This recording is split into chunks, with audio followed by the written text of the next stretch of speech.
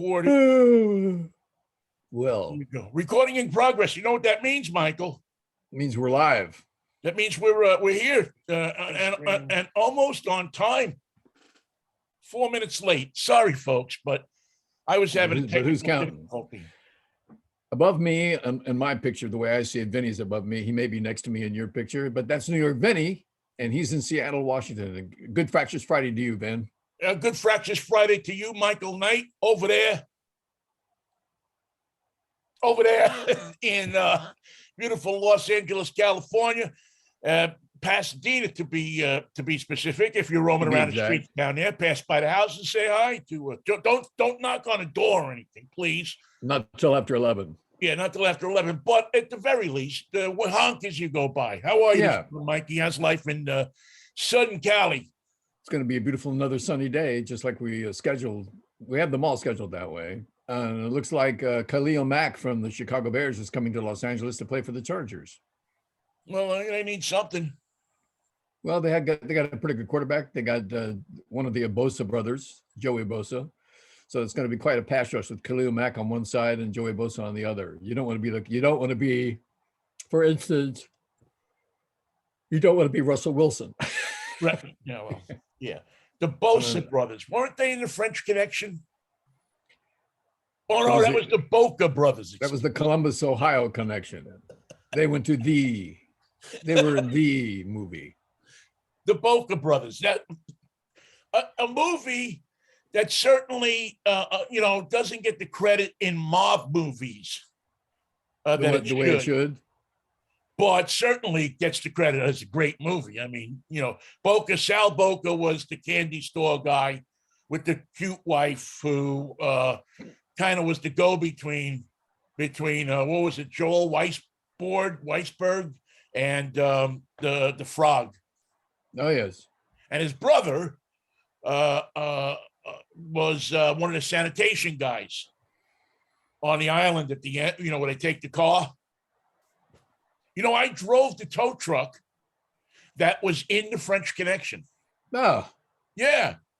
Ruta Towing Service was the name of the place. They were on 34th Street and 31st Street and 34th Avenue in Astoria. 3134. Yeah. And as we say it in tow truck talk, 31 and 34. 31 Street, 34 Avenue. Street always comes before the avenue. I like that. Yeah, it's a standard way of doing it. And as a matter of fact, I almost bought that truck.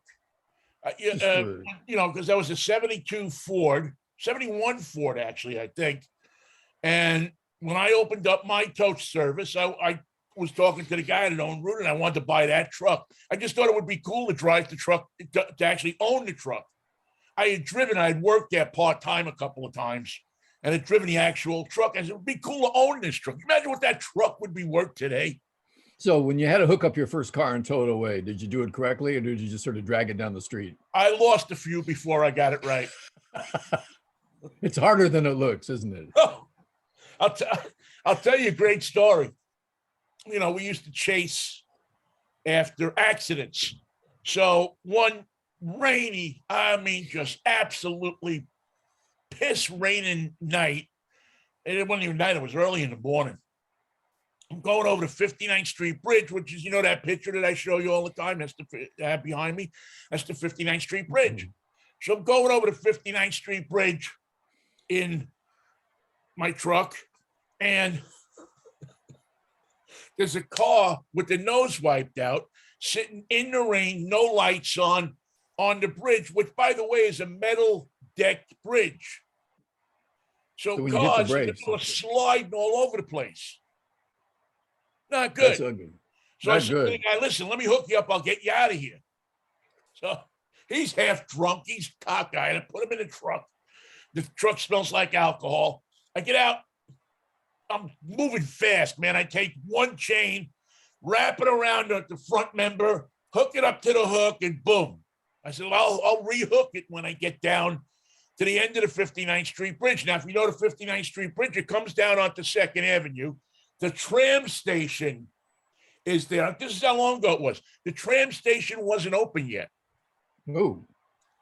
But there was a concrete barrier they had built because so many cars would come off the 59th Street Bridge and go into the lot that was there before the tram. They had this 6-inch thick concrete barrier, which I don't even think it had stripes on. It was just a big piece of concrete.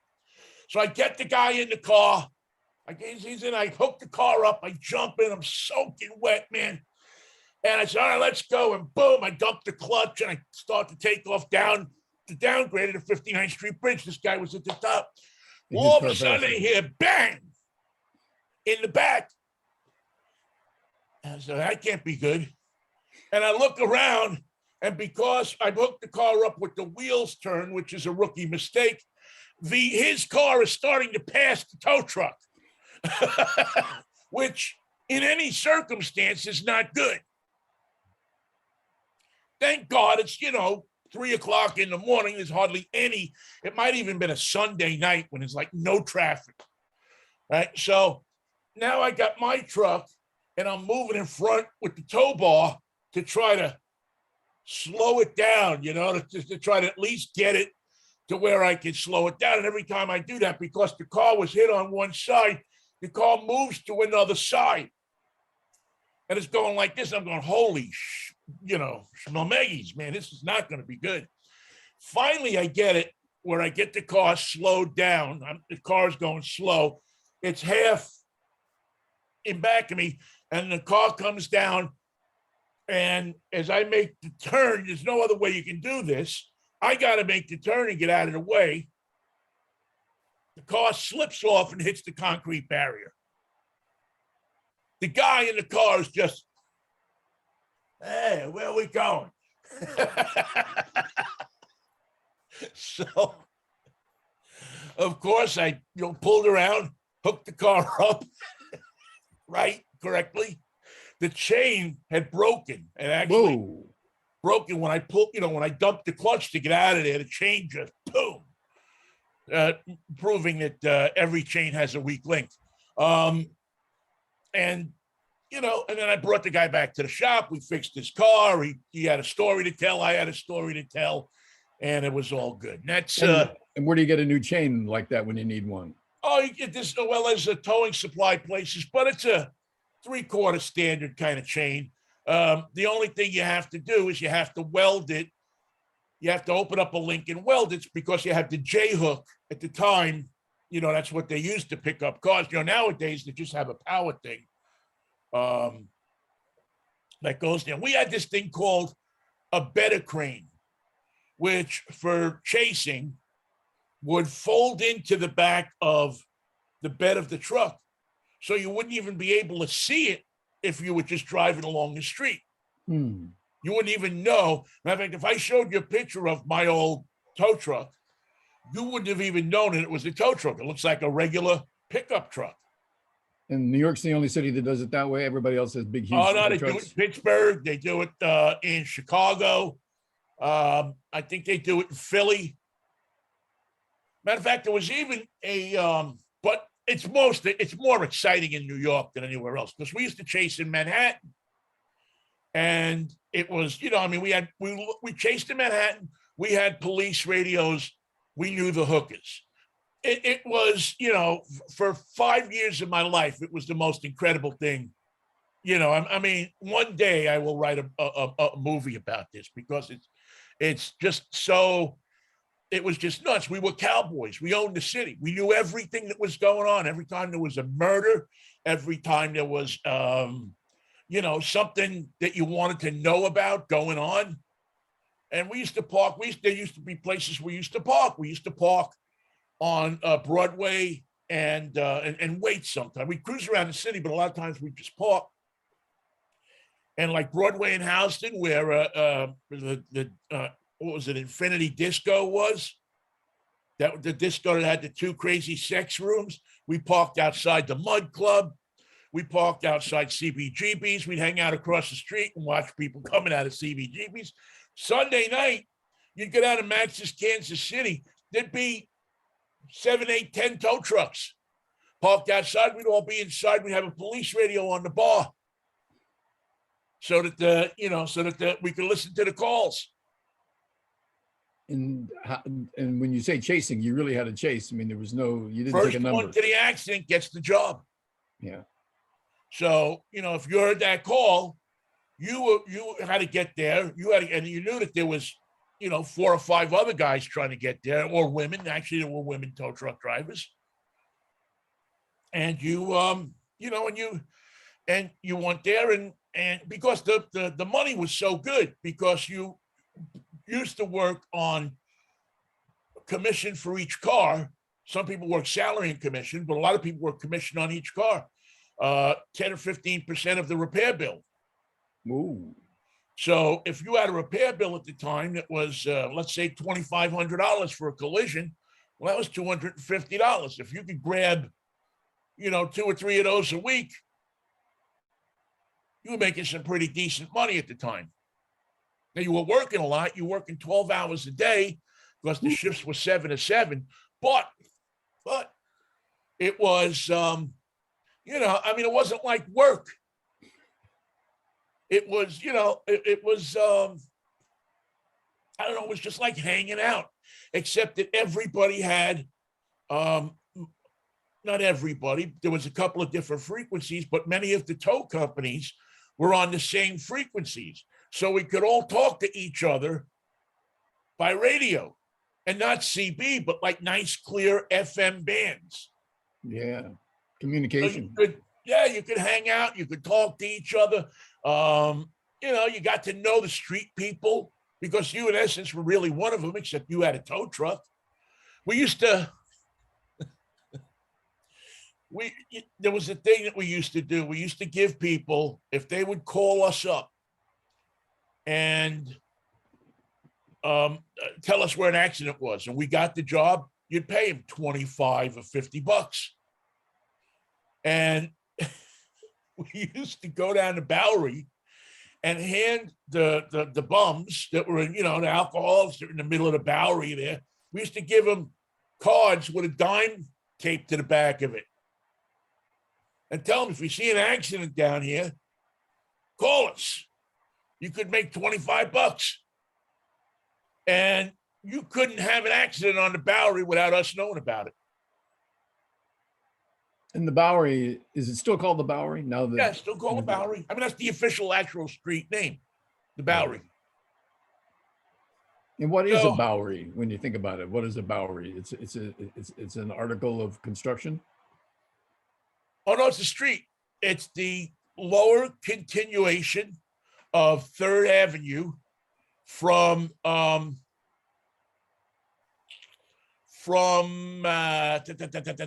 want to say 10th Street south to Park Row, I believe. And it has a divider in the middle of it. And that was, for many years, that was New York City Skid Row. Yes. And also probably the biggest restaurant equipment center in the United States. You could buy any pizza. If you look at any old pizza oven, the Bowery pizza oven, it says, 343 Bowery. Any old equipment, restaurant equipment, was all those places were along the Bowery. So if I need a giant griddle to cook sliced potatoes to go with my eggs at my breakfast place, and pile those fries, you head over to the Bowery, you'll find yourself a grill that was repossessed out of a Greek diner in the Bronx. Cook the home fries, put them into a corner to keep them warm. And continue the rest of my day. Yes, you could get everything you wanted, except there were no hot dog cart makers on the Bowery. They were over on the west side. Lower West Side? No, they were in the 50s somewhere, probably where Javits Center is now. Javits was Senator. Columbus Center. No. That's the Javits Convention Center. Is on the west side from 23rd, I think it is, up to now they combined the Javits Center and the Hudson Yards is now all one big built up complex. But in the old days, that was, an industrial area. It was the train Yeah. yards on the bottom, and they had a lid on the top, and there were buildings up there. As a matter of fact, Uptown Girl, the video, Uptown Girl. right, is filmed across the street from where the Javits Center is. Now, the last time I was there 4 years ago, they were getting ready to knock it down. They were going to, that was, but that big, weird looking thing that people show for New York City now, that's where that is. So the ruining of New York continues. I liked it better when it was gritty and crappy. Stop ripping down the good stuff. Yeah, leave the Hudson Yards up, man. You know how many people lived under that tent? They should have kept at least one block and 42nd Street just the way it was without fixing it. Fix everything up. Leave this block alone. Oh, it would have been cool. It would have, that would have been a fun idea. I mean, it never would have fit with Giuliani's turn Times Square into Disney, but it is what it is.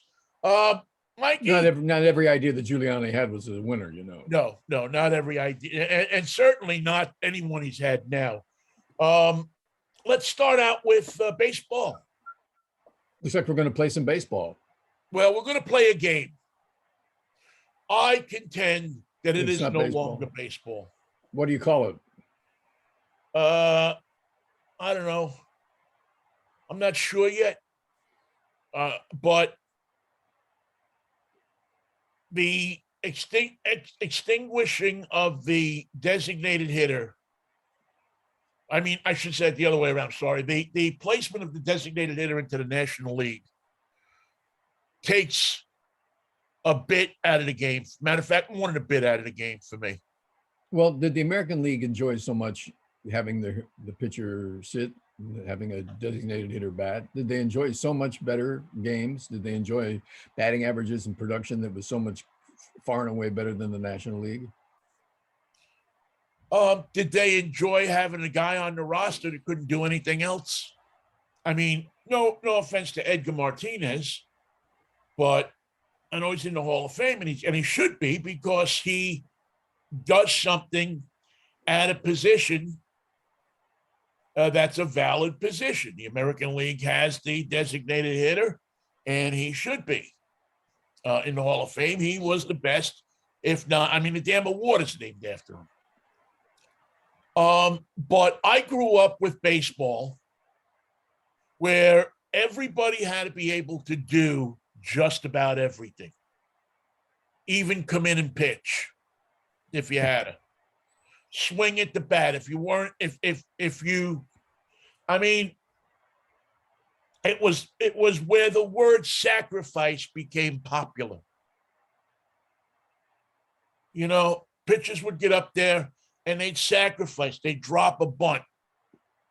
If they Some could. of them swung for the fences, and every once in a while, the sweetness of a pitcher hitting a home run, winning a game, showing that the weakest hitter on the team has potential. Will help his team win. Yeah.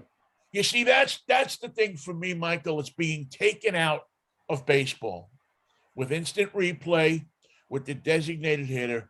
And I know I harp on this a lot of times, but the life lessons that were learned from playing baseball are disappearing. Take the slow kid out and put in a designated runner. Take the pitcher out and put in a designated batter. Take the center fielder out and put in a designated catcher. Right. Don't adapt somebody. Don't take somebody and adapt them to the game. Just, and to me, that's softball. Yeah. The short center fielder, by the way, they won't be able to use, no, they're going to keep the shift. I thought they were going to get rid of the shift. No, they're going to get rid of it. Excuse me. Which is another thing that really pisses me off. So how can you position your outfielder to not violate the shift rule? I haven't read the rule yet, but I'll tell you this. And I said this, I posted this yesterday, if you can't hit through the shift, you don't belong collecting a major league salary. Yeah. What's the best way to hit through the shift? Line drive. Bunt. They take the third baseman away. Or learn how to hit the ball hit them where they ain't. That's exactly it. Hit it where they ain't. But again, we've lost that now. Yeah. So baseball becomes, to me now, I mean, I love the game. I'll still follow the game. I'll still talk about the game. I'll still go to and everything. But there's just something about it, especially the first time I go to a National League game. I mean, it won't bother me so much when I go to the Mariners or talk about the Mariners. But when I go to see a Giants game, when I go to see a Mets game, a Pirates game, I can't tell you, as bad as the Pirates played the 10 years I was back in Pittsburgh, at least you got to see the pitcher hit. It was a pure form of baseball. It was baseball the way that the people that invented the game fairly intended it to be. We're going to have much of his. When's opening day? Because it doesn't seem like spring training is going to be much of a deal this year. The 7th, I think. April 7th. They say they're going to get all 162 games in. Play them 3 at a time. You can get them in 2. And they got rid of the, I guess I should be overjoyed because they got rid of the second base guy going to second automatically. Yeah, that's pathetic. Yeah, well, that's when you knew it was all going to change, Michael. When 2 years ago, when they said that we'll put a runner on second base, when they actually even floated that idea out there, I said, this is it, man. This, if they can even talk about something like this, you're just turning it into a softball league. You turn it into a beer league.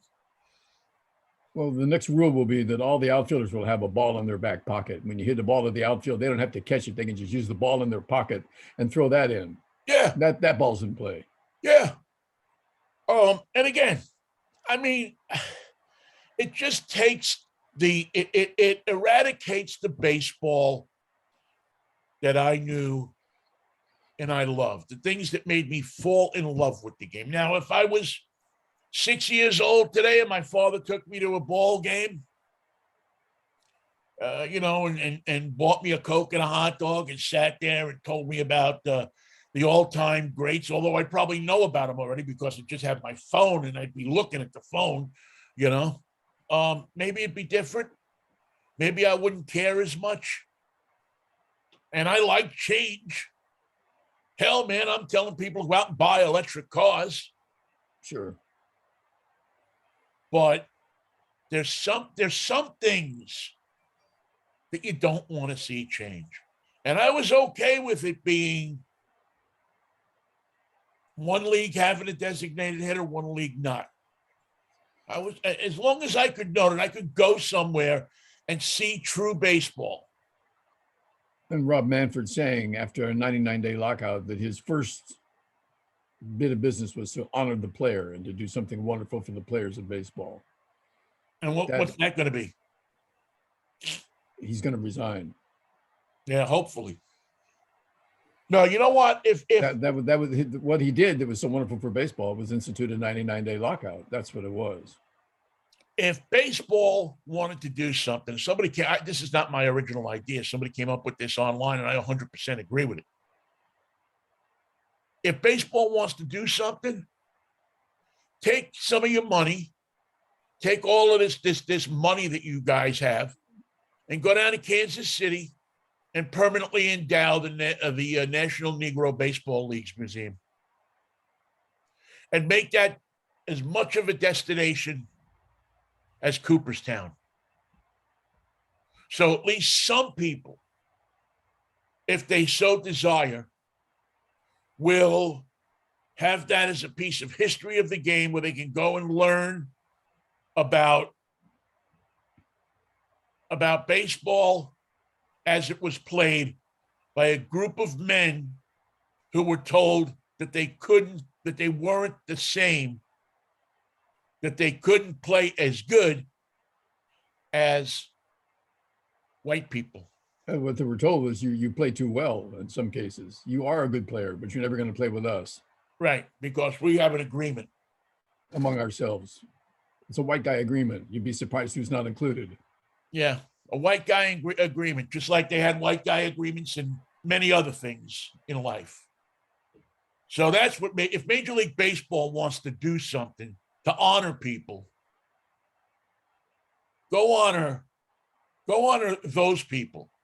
Go honor the people that you closed the gate on, that you said were not good enough to stand on the same field with you, when so many of them were so much better than what you fed the American public. Never going to happen. Well, it might, but it's never. I somehow think I wouldn't say never, but I think if enough people stand up and float the idea, and I don't know, some baseball writer gets a hold of it and writes it in the New York Times. Yeah. So I'm happy that baseball is back. It's just,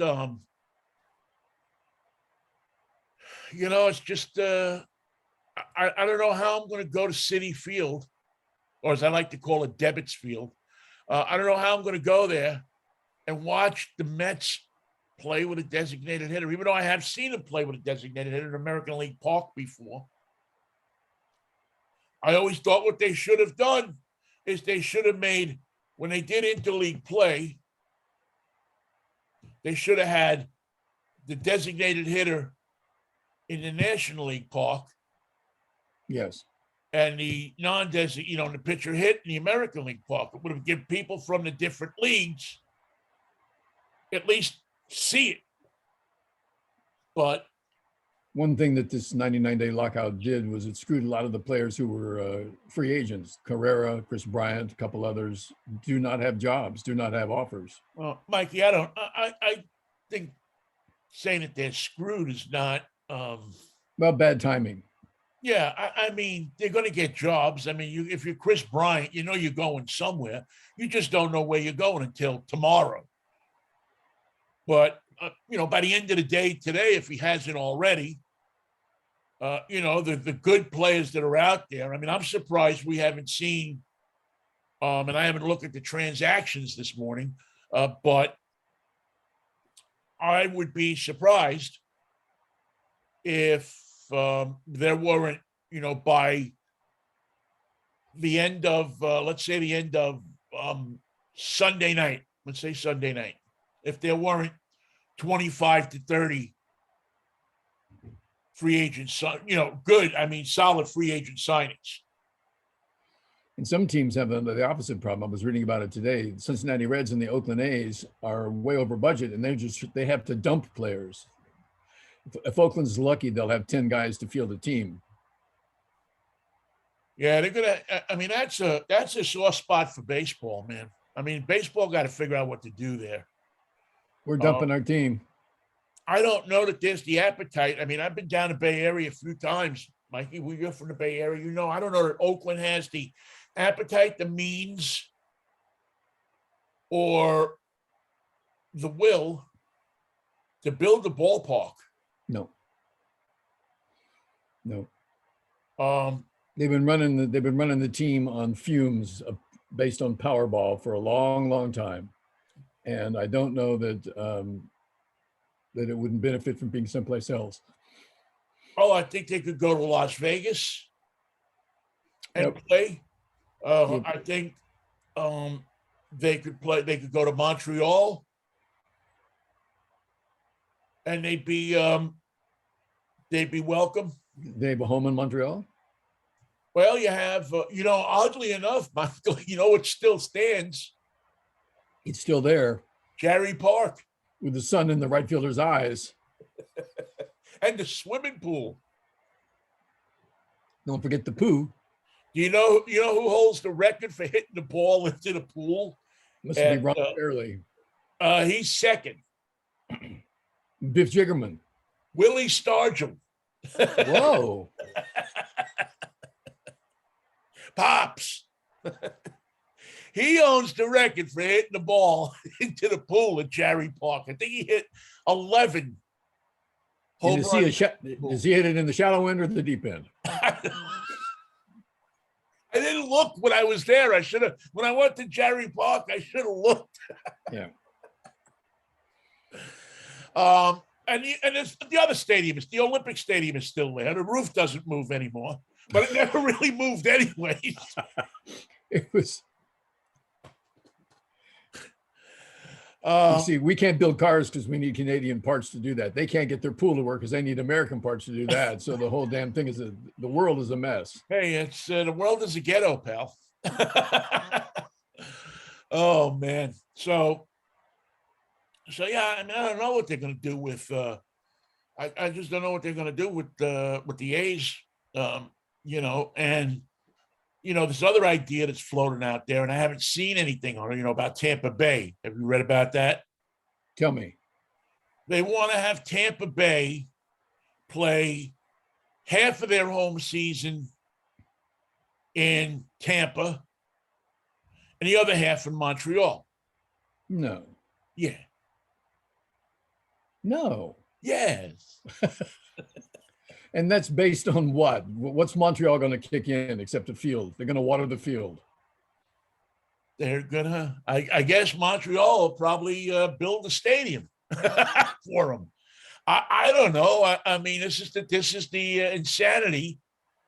So now you'll have, and it's not that it hasn't been done before, because if you remember, for when the Braves left Milwaukee, I believe, if I'm not mistaken, the White Sox went up and played, I don't know, 10 games, 20 games a year up in County Stadium.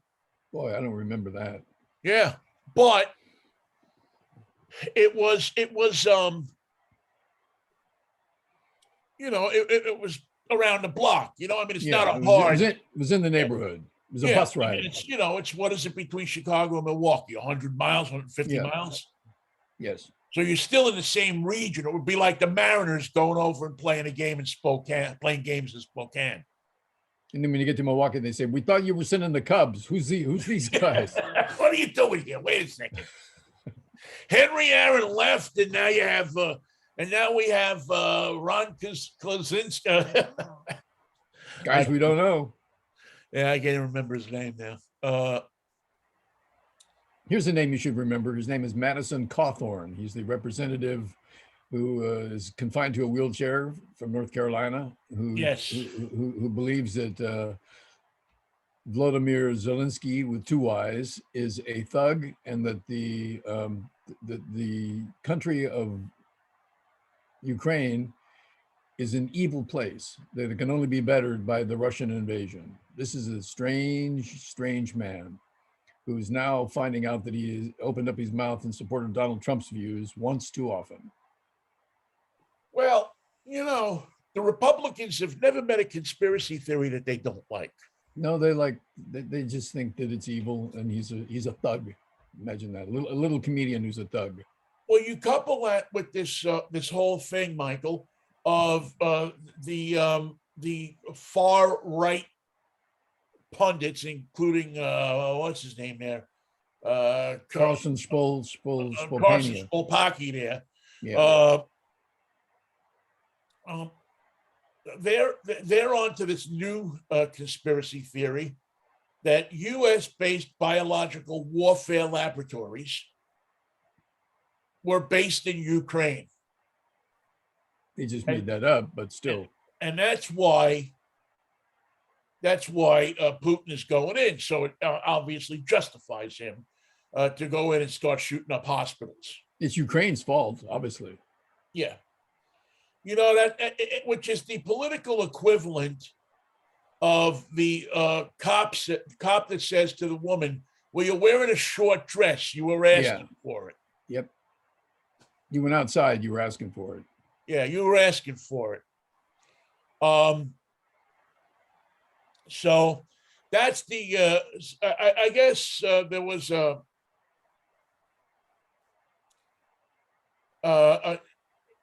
some undersecretary of state or something was testifying and was talking about biological facilities in Ukraine, but they were biological research facilities, not biological weapons facilities.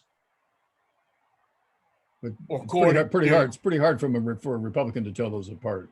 Right. According to the New York Times, which I tend to 75 to 95% of the time believe, because they actually are one newspaper, unlike Fox, who employs people to check things out. That's three sources versus no source. Right. Three sources versus, some page in Congress calling up Tucker and saying, you would never believe what happened when you put me on your show tonight. Mr. Spokania, please, can I be on your show? Yeah. So beware. Because guys like Caulfield and guys like these they found something else to latch on to. Yep. COVID is done as far as they're concerned. We've moved on from COVID. Everybody's healthy, well, and wise. Nobody died. No harm, no foul. Yeah, nobody died. They all died because they got stood in the draft. They were old and they were going anyway. Unreal, Michael. So the world is united as it's never been. NATO more united than ever, and the people who hate NATO and love Russia are right here amongst us. Yeah, the enemy is with us. The enemy is standing next to us. I don't know how in a red hat anybody can look at Putin and what he's doing there and think that it's okay. Admirable, just the way I do it. How do you justify that? How do you look at that and say that that's a great thing? Caulfield's got Cawthorn, I should say, has got two people running against him now, and they have much to run with. He's going to find out what unemployment feels like. No, Michael, unfortunately, he won't. You think he'll get reelected? No. I think what will happen is, because these people are not in it for public service, Michael. They're in it because now he goes and, okay, so he leaves Congress. Goodbye. See you later. And he opens up the Hot Wheels consulting firm. With hate talk for everybody. Hate talking ideas every day.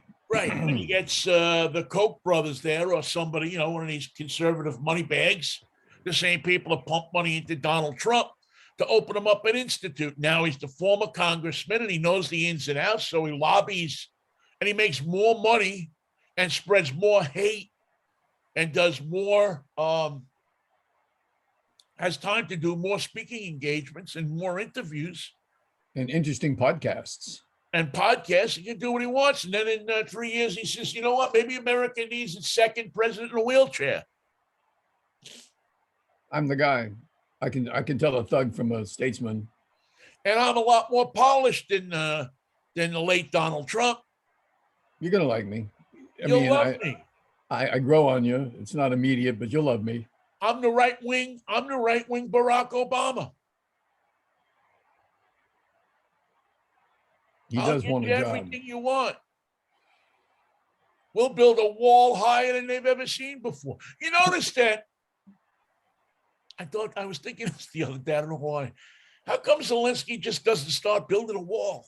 Yeah, save the time. Save all that time fighting everybody in the street and build a wall. We'll sell them the Mexican wall. And well, Mexico never paid for our wall, so they have the money put aside to pay for his. Yeah, we'll sell them our wall. Come get the wall. We'll put it. You can put it around Kiev. You can put it around on the Russian border. Speaking of irresponsible GOP positions, the GOP is now saying, give them the planes, give them the guns, give them everything they need to start World War III. Give it to them this week. Don't wait another second. Don't think about it. Don't hesitate. Just don't give it any thought. Don't think it through. Don't ask what if. Just do it. That position is going to catch fire. Yeah. Oh, yeah. Yeah, because now Now they want a war. See that now. What they want is boys coming home in boxes. Can't wait. Before the election. Yeah. The only thing I disagree with Biden on so far is that I don't think he should stand up and say, we'll never go to war in Ukraine with Russia. I think that is a mistake. I think you don't tip your hand. No, I think he had to take that position to get the full agreement of the NATO partners. Yeah. I mean, that might be, again, we're sitting here talking about it. We don't know what is really going on. It's like, Well, it's we have talking an about alliance. anything else. Yeah, we have an alliance of over 30 nations. Putin's got an alliance of one nation, one army, one invasion, one idea, one mistake, just one guy. And that's why he can't possibly last this out. Now, the interesting thing, too, is, and maybe nobody, I haven't heard many people talk about this, but this is interesting to me. And the only reason I think it's interesting is because I'm a student of World War II. Mm-hmm. And I learned how the Germans lost. And how did they lose? By opening up a war on two fronts. You can't fight this way and that way unless you have a lot of people. Right. And the Russians at the time had a lot of people. Japan, I don't know if you saw this, has asserted their sovereignty over an island that has been disputed with Russia. Oh, dear. Yeah, they have taken this moment. They want to put in hotels and windsurfing and they boys. Put a Toyota plant up there. And so they have decided sometime earlier this week that they are going to claim sovereignty over this land. This is the Kuril Islands. And Russia says they're theirs. Russia says they're theirs, and Japan says, nope. Sorry. So now all of a sudden, Japan has renewed this dispute with Russia as of this week. And Shinzo Abe, the former prime minister over there, thought he was going to reach an agreement with Putin, but now I guess Putin doesn't make agreements anymore. He's kind of hard to get on the phone these days. It's between the northern main island of Hokkaido and the Kamchatka Peninsula. They lost the islands to the Soviet Union after its surrender in World War II. Now, what in the world is Putin going to do? Now, if Japan says, screw you, we're taking these islands, there's a hell of a lot he can do right now, is there? I mean, he can't roll tanks 500 miles from Moscow into Kiev. He's got him outside, but they won't let him in. Are these islands full of Ruskies? I don't know. I'm just looking here to see if they might have a Burger King or something there. Yeah, they might have something. They might have something going on, but a bait shop. Yeah, it doesn't look like certainly it's not the time for them to go fight Japan over this too. It's an archipelago. It's a beautiful island. I'm just looking at the but anyway, and it's tucked right up there on right up next to Mother Russia. They've fought there before. They've fought there before. It's administered by Russia. How long has Russia had it, I wonder? I don't expect you to know that, but I just wonder how long it's been. Well, it was Japanese, and then it's been under Russian administration since 1945. So they've been waiting their opportunity to jump back in there and take those islands. Right. Sounds like it's closer to Russia than it is to Japan. Well, it's just north of Hokkaido, which is the northern island, and there's that little strait up there where Russia and Japan are basically right next to each other. Cheek by jowl. Yeah, and so that's where it is, and it's got a mountain that's 7,000 feet tall on it. So that's nice. That's a very nice mountain. You want one of those? Gives the Japanese someplace to go to climb. There's an island off Japan that belongs to Japan called Ao or Ao, and the cats outnumber the humans on that island 6-1. I know a lot of women that would go there in a minute. You can go there, but don't you can't go for a run because you can't get down the street without cats going everywhere. They scatter. They're in the street. They're like 5 feet apart for every square inch, every square foot, every square mile of the whole island. It'll stink. Something's going on. Yeah, who's burying all that cat poop? I don't know. Did I drop relief bags of kitty litter over the thing or what? Cats like to bury their stuff. You know that. Yeah. Cats like, and that's probably not healthy for the environment. Anyway, it's so. I mean, it could be nothing. But have they made their move, the Japanese? Oh yeah, I believe that they've. I believe, if I'm not mistaken, that they have seized the islands. Well, not seized it, but I'm just trying to see if I can see it real quickly. Yeah, Russian administration.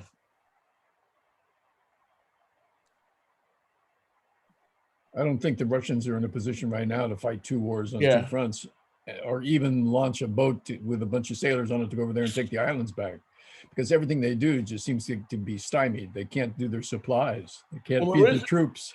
Yeah, there is a Russian force that is supposedly stationed on the islands, the 18th Machine Gun Artillery Division. There's Border Guard service troops stationed on the island, and anti-aircraft missile systems, coastal defense missile systems, combat helicopters, and a Varshavyanka submarine. Well, my note to Japan is be very careful about what you ask for here, okay? To be filed later under unintended consequences. Yeah. But I just thought that it's interesting that Japan decided, well, as long as they're not looking this way, we will regrow our empire one island at a time. I don't think they want to. See, I think maybe it might be just a tactical move. Just kind of a. As long as everybody's piling on Putin, let's get our 2 cents in. Yeah, let's be another mosquito trapped in the tent. Yeah, I mean, no sense in here's an opportunity, and we may as well take it, because again. If the Russians should have learned any lesson in the last 100 years, it's that you don't fight a war on 2 fronts. Well, I don't think Vladimir Putin is in the mood to learn lessons or remember lessons learned or even refer to history. He's a man by himself, and it's a dangerous position to be in because it's like he hasn't got a plan, so there's no plan to fall back on. The idea that doubling down is not a plan. No one's ever doubled down with the certainty that that's just a gamble, and he's willing to gamble with his entire army because his army is at stake, and his position in the world power rankings is in play. He's got to get a win here. He's got to pull this out of the fire to have any self-respect, and the odds are not with him. Everything that we've seen from the beginning through today is against him. He's bungled it now, and he's gonna do something stupid, and NATO's gonna join this war, and he's going to lose his country and his life, and we'll be feeding the Russians for a generation. Yeah, it'll be like it was after World War II. That's right. We'll be the Marshall Plan. We'll be the Marshall Plan. We'll be the ones that'll be kicking out the money. And you know what? If that's what it is, and that's how we have to end this thing. I mean, it's a lot better than having people come home in body bags. Well, we can send jets or we can send wheat. Which is it going to be? And you have to think at some point you hope that at some point the oligarchs, the people that that really keep him in power, will say this is not good. This is I can't. This morning they put, and this is where the oligarchs are really going to have some problems. They put a ban on vodka, caviar, and diamonds. How can you be an oligarch without the big three? If you don't have those three, I mean, how do you get the women? Oh. Are there any women oligarchs? No, that's not what Russia's all about. Yeah, I didn't think so. But but Michael, it is what Russia's all about, because Russia is the place where you look and there's women. For years when there were no women doing those jobs here, there were women doing jobs there. I just talked at one, but the power structure is such. Oh yes, that they're not going to let a woman be an equal. I don't think you'll see a woman president in Russia anytime soon.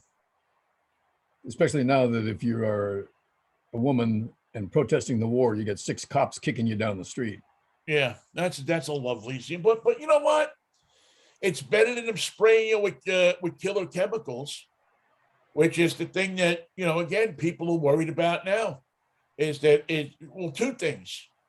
Number one, you have the thought now that Putin is getting ready to use chemical weapons. Yes. Number two is that there's got to be 6 people to test out the president's food. Yeah. Because all of a sudden, and I was listening to, I forget, Mike McFall. Yes, he's quite a guy. Yeah. And he said that Putin is, without a doubt, has assassination squads out there. Oh, yes. Looking to wipe out Zelensky. And now you want to piss off a lot of women in this world. That's how you proceed. You kill Zelensky. Let me tell you something, pal. There ain't nowhere you'll be able to hide. The woman who comes in and changes your sheets ain't gonna work. Wash them in poison. The woman who is the airline attendant on your plane will piss in your drink. No charge. I mean, this guy is become an international heartthrob. Where would you go if you had to leave if you were Zelensky? Would you go just underground, stay in the country, or would you go to Warsaw? I think you got to stay. Yeah. I think at this point, stay underground. Yeah, that country is so tied into his bravery. If you're staying, I'm staying. Yeah, that I think that at this point, you've made a situation where you got to stay. Yep. You're the general. Right. You're the one running the whole thing. Unless they find something else, unless the Me Too movement gets in there. One thing that I've noticed, but he was a comedian. Yeah.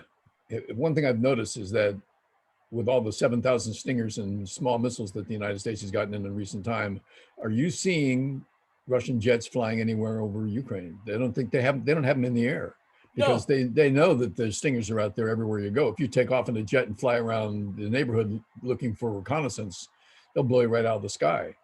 Yeah, certainly not. They're certainly not. Don't seem now. Again, we're not everywhere.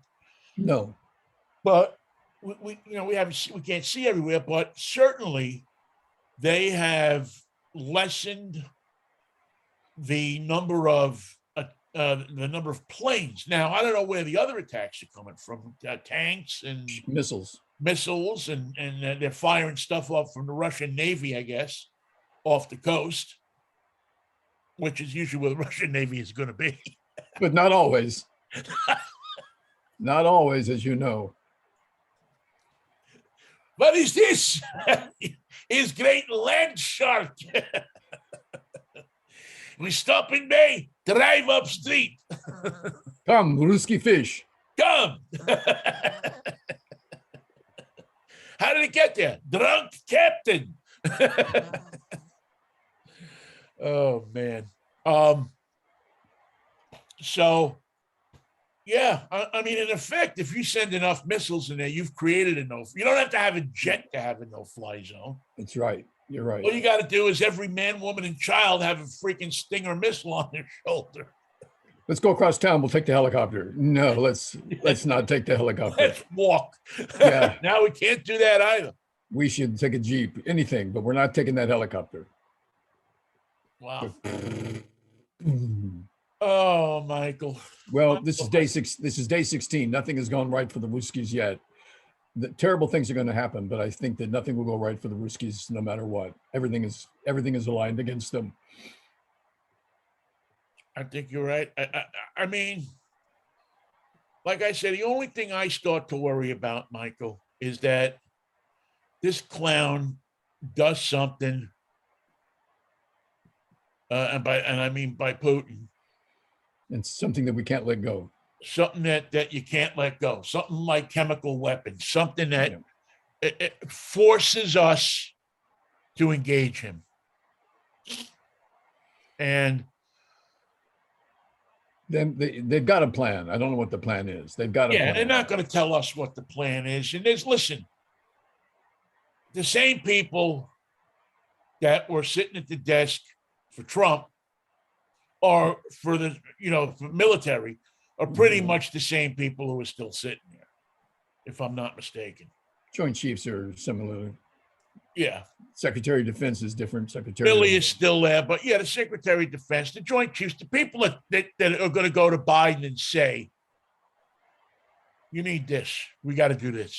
They have to be in agreement with all the NATO nations. All nations have to agree because it's going to be joint forces. And you have a president, whether you like him or you don't like him, whether you think he's slow, whether you think he's this, he's that, he certainly knows foreign policy. He certainly knows how to build these coalitions, how to do this, how to do the things. Thank God that slapdick Trump, right, wasn't president for this. But one thing has happened over to Putin. One thing that we can say, since the Russians were czars and living on the steppes, we've never had a shooting war with Russia. Not in World War I, not in World War II, not in the Cold War, never. And if that's the next step, be careful what you ask for, because that's a war that might not shut down so easily. Right. Careful what you ask for. Right. And I still think, Michael, when it's all said and done, that China is going to wind up getting involved here as a mediator. Some kind, because they're going to start to hurt, and they like to do business. They're not about bombing people. They seem to be about, let's do business. Right. This is now cutting into our ability to make money. Also, they're watching what the plans of the rest of the world have done to the Soviet economy in just 2 weeks, and they say we don't want that in Beijing. We want our credit cards to work. No, we want that credit card to work every time. Yeah, we don't need that, man. We need, so. Yeah. So is that our Freaky Friday? Well, you know what? I wanted to give you I've been hooked into, we'll talk about drive time in a second too. I've been hooked into this, by the way, I watched a movie last night for the first time that I can't believe that I didn't watch, but I had never seen it before. What was it? Stalag 17. Ah, I remember that. Yeah. I mean, great movie. If I just couldn't believe that I had never seen it before. Yep, I remember that one. Yeah, I mean, I've even talked about the movie. I've read about it. Obviously, it was the inspiration for Hogan's Heroes, although in a comedic vein as opposed to. But boy, Harvey Lembeck does a great job in that movie, and Holden and Peter Graves. Yes, Peter Graves, starring role. Yeah, Peter Graves. I mean, really an incredible movie. I said, well, maybe you've had enough of war. I don't know why I actually watched it, but I saw it and I said, crap, I've never seen this movie before. And it's such a guy's movie. And then tomorrow we have Drive Time. Yes, 8 o'clock in the morning. 8 o'clock in the morning. We'll be talking about the car that the Woodstock generation has been waiting for years. The Volkswagen Bus remake. The new Volkswagen Bus remake. If you saw Jimi Hendrix, Janis Joplin, The Doors, any of those groups alive, this is your week in automotive. If you saw those people live, the car for you has just been introduced by Volkswagen. And does it have a hot sound system? I'm sure it does.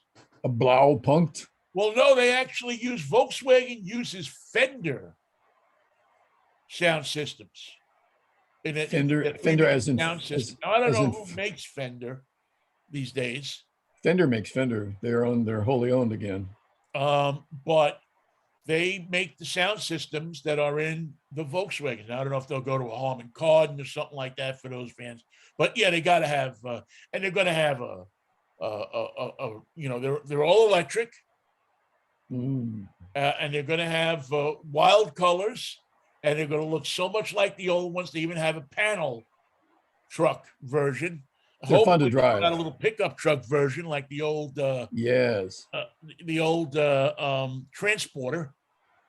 That was the name of it, the Volkswagen Transporter. Yeah, Volkswagen Transporter. And it's probably going to make the minivan kind of cool again.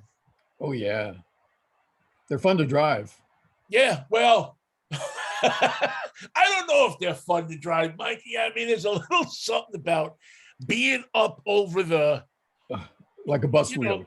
There's no hood, no nothing. You're up there, and everything is somewhere else. And if you hit something, you're up there, and now that's what I love about your descriptions. You're up there, and everything else is somewhere else.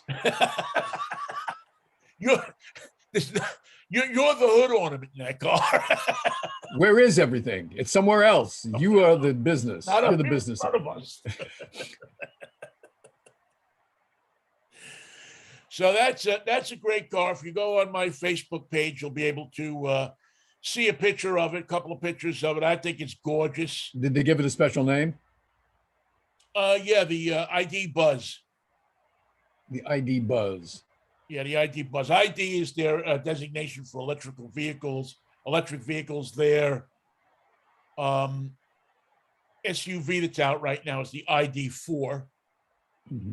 And the ID Buzz. And I'll tell you what, it's going to be fast. Really? Yeah, well, the electric vehicles, Michael, are all fast because there's no lag time when you hit the accelerator pedal. When you hit that accelerator pedal, it goes. It's not like a internal combustion engine where, all these things have to happen for the power to be transmitted to the wheels. In a lot of these cars, the motors are right at the wheels. As soon as you turn the juice on, it goes. It's like your television set. You turn the television set on. Remember the old days? You used to sit there, wait for it to warm up, wait for it to, and then you get that little thing, and it would open up, and there's your television picture. Now what happens? You hit the button. There's no warming up. There's no warming up. It's all ready to go. And cars, you're not going to warm up a car like that. You get in it, you hit the switch, the power is there, boom. 0 to 60 in 3 seconds. There's no temperature gauge in an electric car? Oh, yes, there is. Yeah, because you do want, I think there is, I'm pretty sure there is, because you do want to keep a monitor on how hot the battery gets. Yeah. If the battery is getting sufficiently cooled. Or else you'll sink a ship in the Atlantic. It could very well. Now, I'm not sure that that's that they think they're going to catch on fire, but as in any car, you should always monitor things like the temperature of the running gear, because energy creates, Michael, from science. Energy creates heat. Thank you. I just want to make sure you remembered. Who was your science teacher in 6th grade? I have no idea. Mr. McQuaid. We had Mr. Pfeffer in 6th grade. Was he good? Yeah, he was okay. I mean, I don't know. I sat there and drew cars. I couldn't tell you. I mean, you know, I learned some stuff. I think the day they were doing explosions, I paid attention. Internal combustion. You like the Combustion, explosions. yes, internal combustion. I think I paid attention for that. But so yeah, and then we're gonna have a special tribute to the Ford Falcon tomorrow. Oh my God. The Ford Falcon. It's my sister's 65th birthday on Sunday. Congratulations. And yes, she deserves congratulations making it to 65 with a brother like me. And her favorite car of all time is the Ford Falcon. She had this beautiful two-tone Ford Falcon for years when we were growing up. It was her first car. I took a cross-country trip in the car for which me and my brother Freddie terrorized her. Oh, you told me about that trip. But how come we don't have two-tone cars any longer? We do. Yeah, there's a lot of two-tone cars out there now. There might be more subtle, but there's two-tone cars out there. Lots of cars now are coming. Two-tones coming back. Not in the same. I'm driving this week. I'm driving a Subaru Wilderness Forester, Wilderness Edition Forester, and it's an army green. I didn't even think of that. And but it's also black on the hood, on the sunroof. Oh, I haven't seen that. Yeah, it's pretty attractive. I'll send you a picture of it. It's a pretty attractive car. And where would Subaru be without the Northwest as a market? Well, they're pretty big up in the Northeast too, in Maine and everything, in California. Yeah. It's an incredible selling car in California as well. People love their Subarus, man. They do. Got delivered on Wednesday. Woman from across the street who just bought a brand new Lincoln, by the way. She saw the Lincoln I had in the driveway a couple of months ago, and they looked at it and they went and traded their Cadillac in for it, which I got to call my friend at Lincoln and tell him. What you call it? She came over and looked at the Subaru, and she was like in love. Wow. With the Subaru, not with me. Yeah. You know, and it was odd because it looks like a very macho kind of car. It had black wheels, army, you know, this color. So later today, I did this with the Outback Wilderness as well. The Outback. I'm going to go park it in front of Trader Joe's. And then see what happens. People like, look, you know, like it's like if you took a brand new Corvette and parked it in front of, you know, a hamburger stand in front of Dick's or something. You take this car and you park it in front of Trader Joe's, and like women come by and they look, and men come by and drool and say, "Oh, I never knew Subaru made something like this. I got to have one. I got to have one." What do you got going on this weekend? I don't know. That's a good question. I have some music that I have some basic tracks that I have to finish. I've been lazy about doing, but now I have to get them done because my lead guitarist is coming down from Big Sur soon, and I have to have everything prepared for him. That's probably going to be it. Well, enjoy writing the music, man. I got some power walking to do. Yeah. Now the I see you have your Gateway Athletic Club shirt on. If you can see that. I'll have to pull there's the logo, Gateway Athletic Club. I'll have to put, you know, I don't know if I can do it actually, but I was going to say I'll have to our commercial. Pull our commercial. I know I have it on. I think it's on YouTube. I think we're wearing those shirts. Yeah, I think we are wearing those shirts. I think if you, I'll put a link up to it if I put it. I think I put it on YouTube. So I'll put a link up to it. Mikey and Vinnie sponsor the Saturday show on KKNW at 8:00 in the morning. Drive Time brought to you by Mikey. Yeah. Yes, please come or listen right here. I broadcast it on this beautiful a tool that we are giving Facebook. All right, Mikey. I will try to stay safe over the weekend. I know we went a little bit over today, but that's okay because we don't have a program director coming in and saying these guys. And if we did, he would have come in and said something. You would have seen the door open, somebody come down, say, "Hey, you know, guys, we got the gas and garage waiting in there. We want to come on." We got Or a see me in sports my team. when you get off, come to my office. We've had that before. Yeah. Oh boy, if we had that. And then we've also had, what was the other one we had? Oh yeah, Kevin Wall. Did he take our job? No, he didn't take our job. He was after us at KJR. Remember? No. He was he was 10 to.